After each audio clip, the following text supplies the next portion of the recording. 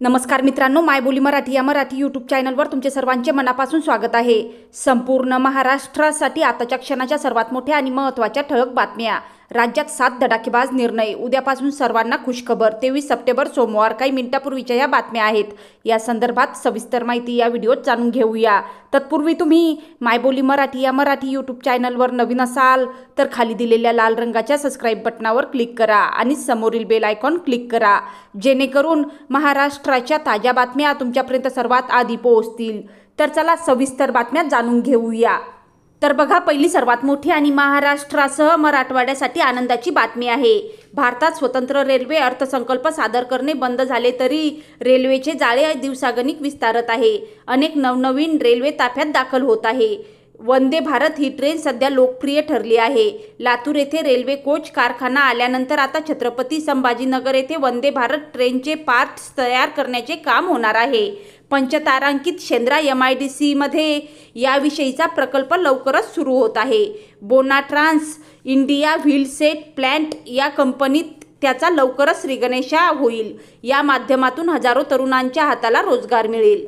त्यानंतरची सर्वात मोठी आणि महत्त्वाची बातमी बघा, केंद्रासह विविध राज्यातील सरकार जनतेच्या हितासाठी विविध योजना सुरू करत आहेत।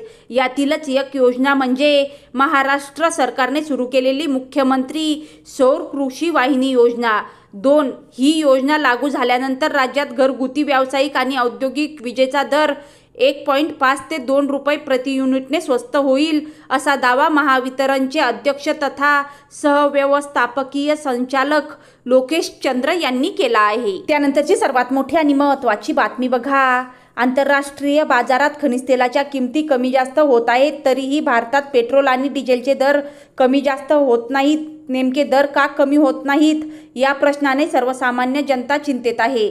मात्र राज्यात विधानसभेच्या निवडणुका होणार आहेत, त्यामुळे पेट्रोल आणि डिझेलचे दर कपात होणार नाही असं म्हणता येणार नाही, अशी माहिती एका अधिकाऱ्याने दिली आहे।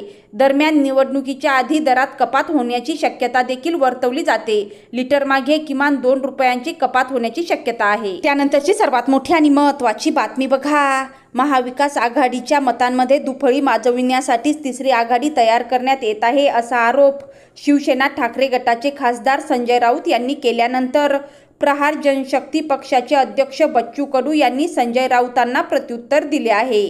जेव्हा देशात भाजप आणि काँग्रेस लढत होती तेव्हा शिवसेना तिसरीच होती ना, मग तेव्हा शिवसेना पैशासाठी लढत होती का, असा सवाल करत जीभ सांभाळून बोला, बावळट पोरासारखं बोलू नका, अशा शब्दात बच्चू कडू यांनी संजय राऊतांचा समाचार घेतला आहे।